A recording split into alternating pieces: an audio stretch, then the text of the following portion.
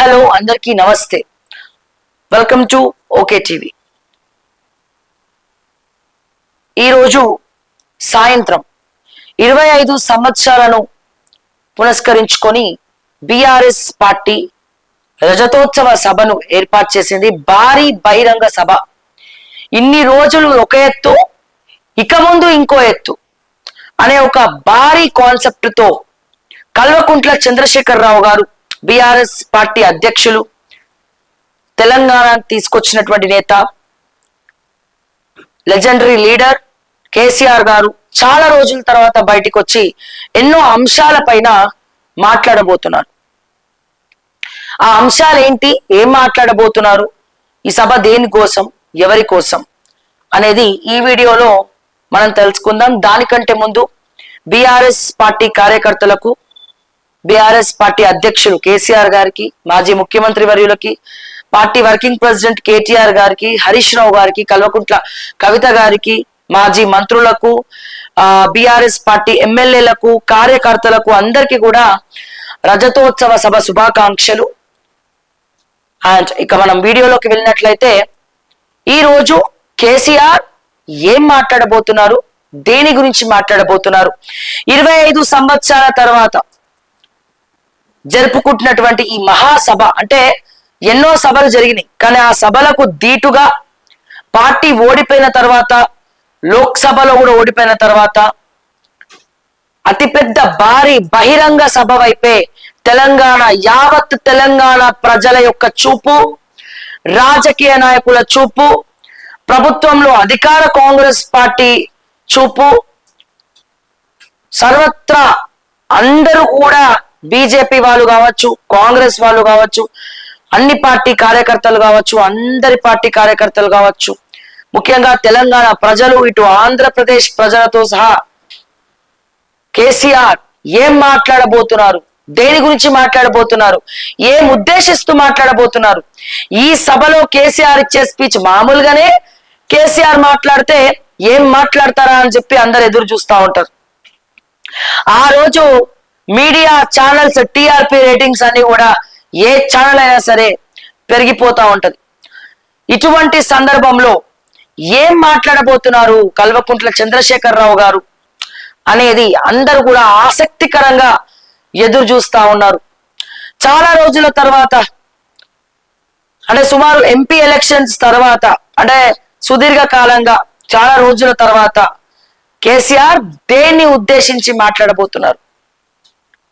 అట్లాగే ఈ సభ బీఆర్ఎస్ పార్టీకి మరొక మార్క్ ని తీసుకురాబోతోందా, తీసుకురానుందా అంటే అవుననే చెప్తున్నారు బీఆర్ఎస్ గులాబీ నేతలు, కార్యకర్తలు.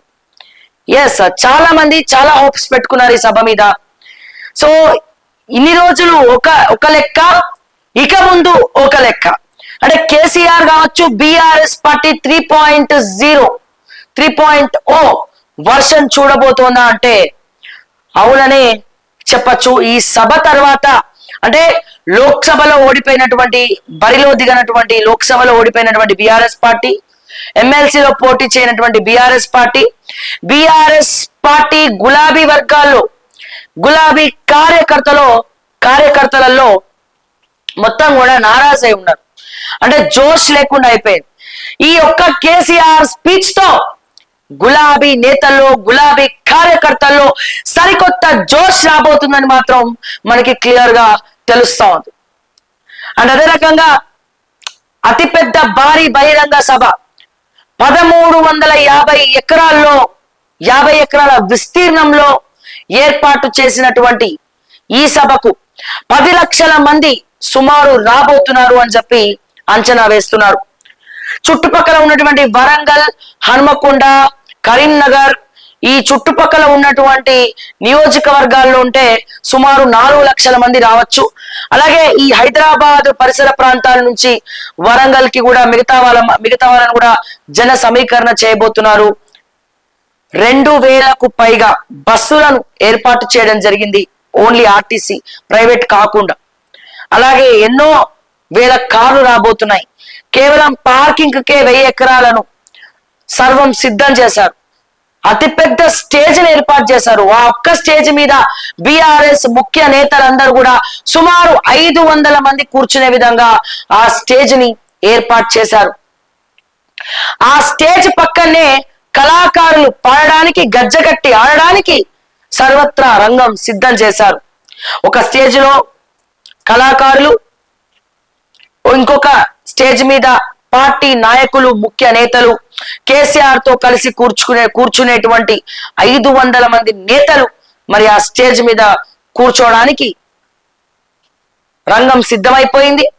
అలాగే ఇంతమంది సభకు వస్తున్నారు కాబట్టి ఎవరికి ఎటువంటి అపార స్థితిలోకి వెళ్ళినా, ఆరోగ్యపరమైనటువంటి సమస్యలు ఉన్నా, ఏమైనా ఏదైనా అవుతుందని చెప్పి మెడికల్ స్టాల్స్, డాక్టర్లను కూడా ఏర్పాటు చేయడం జరిగింది.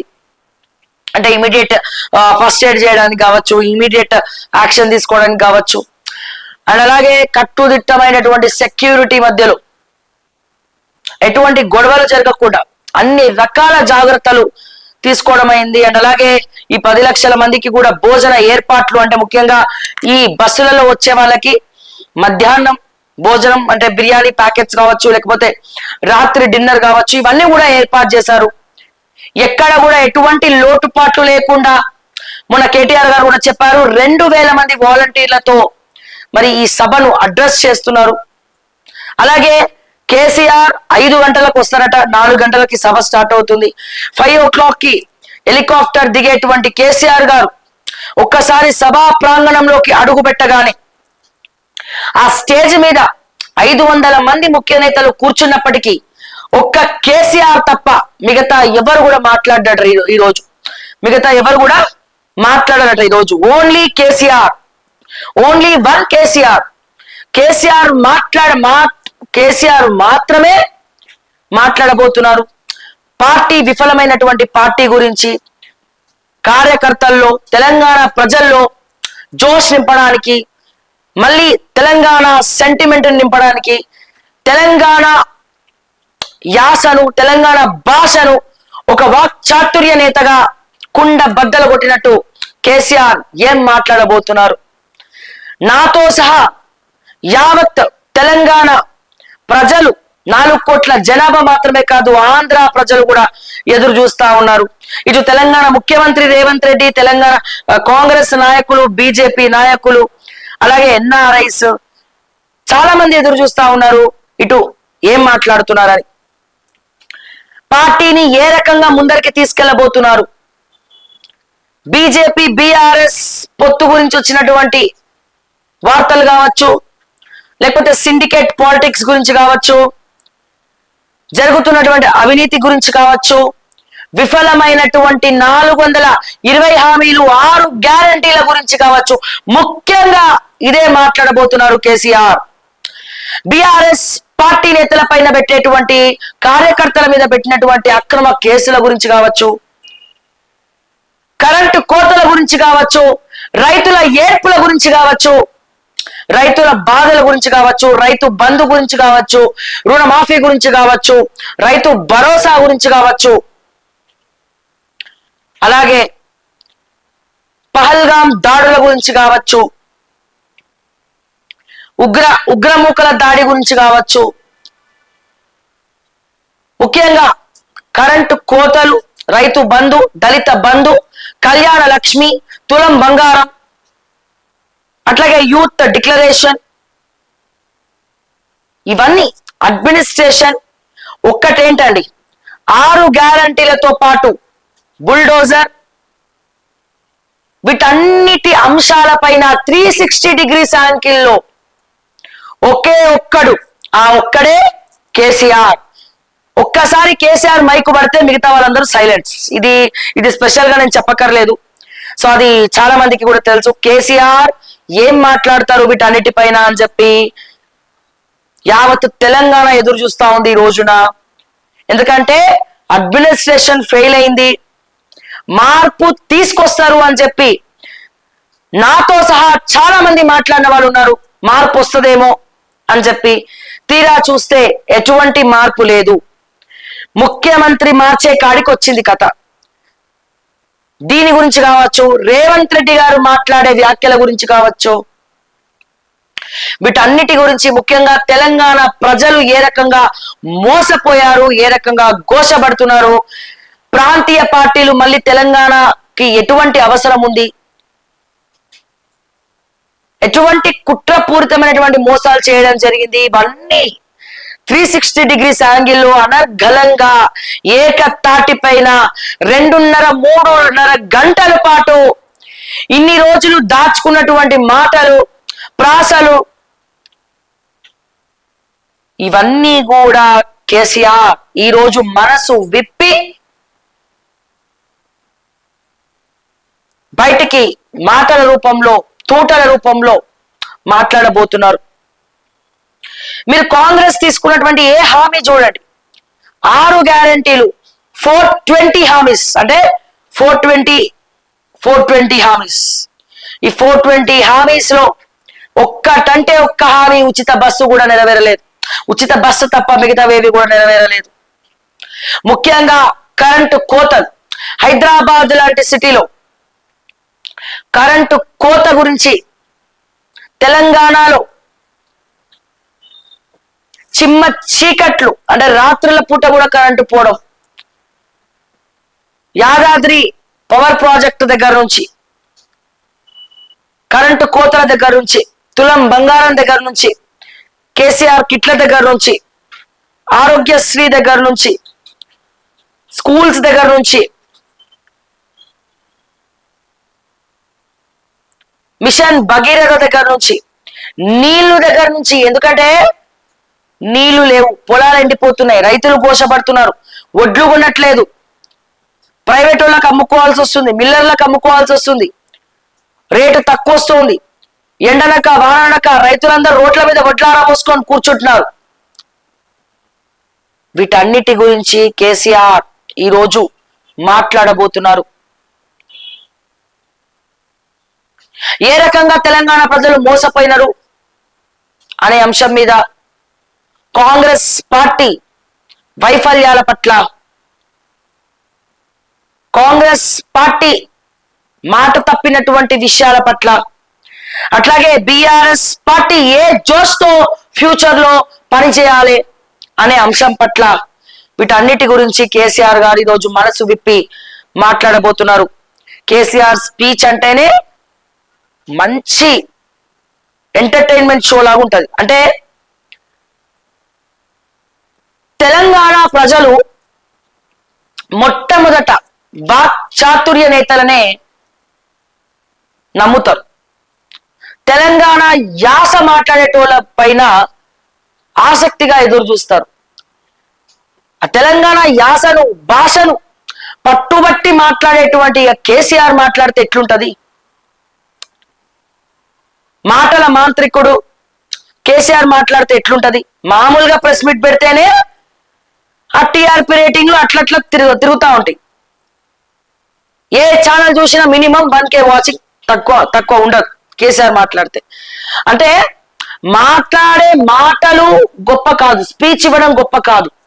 ఆ స్పీచ్ ఇస్తున్నంత సేపు ఒక్కరికి కూడా బోర్ కొట్టకుండా ప్రతి ఒక్కరి అటెన్షన్ ఆ స్పీచ్ వైపు, అతని వైపు తిప్పుకునేటువంటి ఆ కనికట్టు తెలిసినోడు కూడా లీడర్. మరి ఆ కనికట్టు ఎవరికయ్యా ఉంది అంటే వన్ అండ్ ఓన్లీ కేసీఆర్. ఎంతసేపు మాట్లాడి 3 గంటలు మాట్లాడినా, 4 గంటలు మాట్లాడినా కేసీఆర్ మాట్లాడితే వినాలి అనుకునే వాళ్ళే ఎక్కువ మంది ఉంటారు. అది నాతో సహా. పార్టీలకు అతీతంగా కేసీఆర్ ఫ్యాన్స్ కావచ్చు, కార్యకర్తలు కావచ్చు, తెలంగాణ ప్రజలు కావచ్చు, 3.5 గంటలు, 3 గంటలు, 3.5 గంటలు, 4 గంటలైనా సరే కేసీఆర్ మాట్లాడితే బోరు కొట్టదురా బై అని ఆ చూపర్లను ఆకట్టుకునేటువంటి సత్తా ఓన్లీ కేసీఆర్ కి మాత్రమే ఉంది. మరి ఆ కేసీఆర్ ఈ రోజు రజతోత్సవ సభలో చాలా రోజుల తర్వాత బయటికి వచ్చి, అది కూడా ఎండిపోతున్నటువంటి పొలాలు, రుణమాఫీ హామీలు, రైతు బంధు, నీళ్లు, నిధులు, నియామకాలు, కరెంటు కోతలు, కార్యకర్తలకు పెట్టే వాతలు, అక్రమ కేసులు, అడ్మినిస్ట్రేషన్ అప్పుల పాలైంది, ఫైనాన్స్, బడ్జెట్, ప్రతి అంశం మీద ఈ అసెంబ్లీలో జరిగినటువంటి రభస దగ్గర నుంచి, 6 గ్యారంటీల దగ్గర నుంచి, నీటి కొరత దగ్గర నుంచి, కరెంటు కోతల దగ్గర నుంచి, వాట్ నాట్ ప్రతి ఒక్కటి కూడా ఈరోజు కేసీఆర్ గారు మాట్లాడబోతున్నారు. అంతేకాదు పార్టీ ఏ రకంగా ముందరికెళ్ళబోతోంది, ఏ రకంగా ముందరికెళ్ళబోతోంది, ఏ రకమైనటువంటి అడుగులు వేయబోతోంది. అట్లాగే ముందు ముందు పంచాయతీ ఎన్నికలు రాబోతున్నాయి, మున్సిపల్ ఎన్నికలు రాబోతున్నాయి, కార్పొరేషన్ ఎన్నికలు రాబోతున్నాయి. వీటన్నిటిని కూడా దృష్టిలో పెట్టుకొని ఓటర్లను ఆకట్టుకునే పనిలో కేసీఆర్ నిమగ్నమైనట్టు కూడా తెలుస్తా ఉంది. రానున్న ఎన్నికలు అంటే మున్సిపల్, లోకల్ ఎన్నికలు, ఈ లోకల్ ఎన్నికలు వాళ్ళ చూపు మొత్తం కూడా బీఆర్ఎస్ వైపు ఉండాలి అనే ఉద్దేశంతో కూడా కేసీఆర్ గారు ఈరోజు మాట్లాడబోతున్నారు. పార్టీ బాధ్యతలు కూడా ఎవరి బాధ్యతలు వాళ్ళకి, అంటే బాధ్యతల గురించి కాదు కానీ మరి ఆ సభ ఏర్పాట్లు చూసినా, ఎక్కడ చూసినా కేటీఆర్ ఫోటోలు చూసినా ఇంకో రకమైనటువంటి డౌట్ కూడా వస్తా ఉంది. అండ్ కేసీఆర్ లీడర్ కన్నా ముందు కేసీఆర్ ఒక ఓటమి లేనటువంటి వ్యక్తి. అంటే ఒక ఎంపీగా ఏ నియోజకవర్గంలో ఉన్నా అతను ఇప్పటి వరకు ఓడిపోలే, వ్యక్తిగా ఓడిపోలే, శక్తిగా ఓడిపోలే. ఇకపోతే ఒక రకమైనటువంటి ఒక పెద్ద స్ట్రాటజిస్టు కూర్చున్న దగ్గరనే చక్రం తిప్పుతాడు. అంటే మీరు అనుకోవచ్చు ఏంది వాళ్ళు ఇట్లా పొగుడుతున్నావు అంటే, ఇది అన్ని ఫ్యాక్ట్స్, ఇది ఎవరు కూడా దీన్ని చెరపలేరు. బీఆర్ఎస్ పార్టీతో ఎన్ని పంచాయతీలు ఉన్నప్పటికీ కేసీఆర్ ని లైక్ చేసే వాళ్ళు తెలంగాణలో చాలా మంది ఉన్నారు. పార్టీ రిపేర్ చేస్తే తప్ప. అంటే ఈ సందర్భంగా నేను కేసీఆర్ గారికి ఏం చెప్తున్నానంటే, ఈ పాత ముఖాలు కాకుండా ఈ రజతోత్సవ సభ తర్వాత కార్యకర్తల్లో జోష్ నింపడమే మాత్రమే కాకుండా కష్టపడి పనిచేసేటువంటి కార్యకర్తలకు మంచి పదవులు ఇవ్వండి మీ పార్టీలో. మండలం దగ్గర నుంచి గ్రామాన, మండల స్థాయి, జిల్లా స్థాయి, పార్టీ ఇన్ఛార్జీల దగ్గర నుంచి ప్రతి ఒక్కరిని కూడా మార్చేయండి. యువకులను పెట్టండి, యువ రక్తాన్ని తీసుకురండి, యూత్ ని ఎంకరేజ్ చేయండి. ఇక మీ పార్టీకి తిరుగుండదు ఒక్కటి చేస్తే. అండ్ అలాగే విజిటింగ్ అవర్స్ పెట్టుకొని కేసీఆర్ గారు అందరినీ కలవాలి. పార్టీ కార్యకర్తల్ని మాత్రమే కాదు, ప్రజల్ని కూడా కలవాలి. అదొక్కటే కేసీఆర్ కు ఉన్నటువంటి మైనస్. ఆ మైనస్ ని ప్లస్ చేసుకుంటే ఇక బీఆర్ఎస్ కి అంత విజయమే. అండ్ ఇంకొంతమంది మారాల్సినటువంటి అవసరం కూడా ఉంది ఇక్కడ. కొంతమంది నేతలు, బీఆర్ఎస్ లో కీలక నేతలు, కేసీఆర్ కుటుంబ సభ్యులైతేనేమి. ఎందుకంటే ఇక కేసీఆర్ తర్వాత ఆ పార్టీలో ఎవరిని కూడా ఊహించుకోలేము మనం. కేసీఆర్ తర్వాత ఆ పార్టీలో ఎవరిని కూడా ఊహించుకోలేము. ఇన్ఫాక్ట్ వాళ్ళు కొద్దిగా సవరణలు చేసుకొని మారితే తప్ప మనం ఎవరిని కూడా ఊహించుకోలేనటువంటి పరిస్థితి. సో మరి ఇన్స్ట్రక్షన్స్ కావచ్చు, లేకపోతే దీని వెనకాల, ఈ సభ వెనకాల ఇంకో అతిపెద్ద స్ట్రాటజీ కూడా ఉంది. అతిపెద్ద స్ట్రాటజీ కూడా ఉంది. ఏమి ఉపయోగం లేనిదే కేసీఆర్ ఇంత ఖర్చు పెట్టి ఇంత పెద్ద భారీ బహిరంగ సభ అయితే పెట్టరు. అది 25 సంవత్సరాల రజతోత్సవ సభ అయినా 25 సంవత్సరాల సందర్భంగా ఇంత పెద్ద భారీ బహిరంగ సభ అయినా పూచిక పుల్ల ఉపయోగం లేనిదే కేసీఆర్ ఇంత పెద్ద సభ అయితే ఏర్పాటు చేయరు. దీని వెనకాల అతిపెద్ద స్ట్రాటజీ ఉంది. తెలంగాణ ఎమోషన్ ని మళ్ళా తెలంగాణ ప్రజల్లో నింపే కార్యక్రమం జరుగుతోంది. అండ్ అది మాత్రమే కాదు, ఈ బీసీ నినాదం ఏదైతే ఉందో, ముఖ్యంగా ఈ బీసీ నినాదం గురించి కూడా ఈ రోజు కేసీఆర్ మాట్లాడతారు అని చెప్పి కూడా చెప్తా ఉన్నారు. సరికొత్త ఊపుతో, సరికొత్త రూపురేఖలతో బీఆర్ఎస్ పార్టీ ముందరికి వెళ్ళాలి. తెలంగాణ ప్రజలలో సరికొత్త జోష్ నిండాలి అనే ఒక ఉద్దేశంతో, అలాగే బీజేపీ కాంగ్రెస్ కు కేవలం బీఆర్ఎస్ ఒక్కటే కాంపిటీషన్, అసలైన కాంపిటీషన్. ఎందుకంటే ఇవన్నీ కూడా ఇవన్నీ కూడా ప్రజలలోకి బాగా వెళ్ళాలా. ఎక్కడ చూసినా బీఆర్ఎస్ గురించి అందరూ మాట్లాడుకోవాలా, కేసీఆర్ గురించి అందరూ మాట్లాడుకోవాలా, ప్రపంచ స్థాయి చర్చ జరగాల, దేశంలో ఉన్నటువంటి అన్ని రాష్ట్రాల్లో చర్చ జరగాల అన్న కోణంలో వెనకాల అతిపెద్ద స్ట్రాటజీ ఉంది. ఒకవేళ ప్రభుత్వం పడిపోయే పరిస్థితి కనబడి, ఎందుకంటే ముఖ్యమంత్రి మార్పు కూడా జరగబోతోంది, జరిగే అవకాశాలు 99.9% ఉంది. సో ఈ క్రమంలో ఖచ్చితంగా ఏమన్నా అటు ఇటైనా ఇటు అటైనా ఎటు పోకుండా బీఆర్ఎస్ దళాన్ని, బీఆర్ఎస్ బలాన్ని కాపాడుకోవాలి అన్న ఉద్దేశంతో ముఖ్యంగా, అండ్ అలాగే పార్టీ పగ్గాలు కూడా డైరెక్ట్ గా కాకపోయినా ఇండైరెక్ట్ గా కేటీఆర్ఏ అంతా ఫ్యూచర్ అని చెప్పే సంకేతాలు ఈ పార్టీ సభలో క్లియర్ గా మనకి అవగతమవుతుంది, కనబడుతుంది. సో ఇంకా మనం ఎక్స్క్లూజివ్ గా తెలుసుకోవాలంటే ఈ రోజు సాయంత్రం వరకు ప్రతి ఒక్కరం కూడా ఆగాల్సిందే. సో ముఖ్యంగా ఈ 420 హామీలు, మోసపూరితమైనటువంటి వ్యాఖ్యలు, అడ్మినిస్ట్రేషన్, విఫలమైనటువంటి కాంగ్రెస్, ఫైనాన్స్ దగ్గర నుంచి, కరెంటు కోతల దగ్గర నుంచి, నీటి కొరత దగ్గర నుంచి ప్రతి ఒక్క అంశం పైన, ముఖ్యంగా రైతుల గురించి కేసీఆర్ ఈ రోజు మాట్లాడబోతున్నారు. దాంతో పాటు పార్టీ శ్రేణుల్లో జోష్ నింపబోతున్నారు. సరికొత్త ధనంతో 3.0 వర్షన్తో మన కేసీఆర్ అయితే రెడీ అయిపోయినట్టు సర్వం సిద్ధం కనబడతా ఉంది, సంకేతాలు వినబడతా ఉన్నాయి. సో ఈ రజతోత్సవ సభ తర్వాత సాయంత్రం వరకు ఆగితే ఇంకా క్లియర్ గా మనకి తెలుస్తా ఉంది కేసీఆర్ ఏం మాట్లాడుతారు, ఏం మాట్లాడబోతున్నారని. సో మనం కూడా వేచి చూద్దాం, ఎదురు చూద్దాం మరి ఏం జరగబోతుందో తెలంగాణలో. సో గేమ్ అయితే స్టార్ట్ అయింది. ఆ గేమ్ స్టార్టర్ ఎవరో కాదు, అది కేసీఆర్. మరి దీన్ని ఏ రకంగా తిప్పి కొడతారో మనం కూడా వేచి చూడాలి. అంటిల్ దెన్ చూస్తూనే ఉండండి ఓకే టీవీ. నేను మిస్ శ్రావ్య. జై తెలంగాణ, జై హింద్.